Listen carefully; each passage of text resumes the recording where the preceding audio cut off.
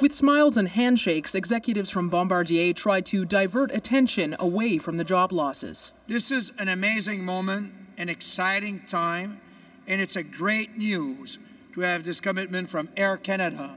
Air Canada intends to buy 45 CS-300 aircraft with an option to buy 30 more. But behind the scenes, Bombardier's transport and aerospace divisions will shed 7,000 jobs over the next 2 years. 2,400 jobs will be cut in Quebec, mostly in the Montreal area. 430 jobs will be cut in Ontario, split between Toronto and Thunder Bay. Nearly 4,000 will be cut in Europe, the U.S. and South America, and 240 in the rest of the world.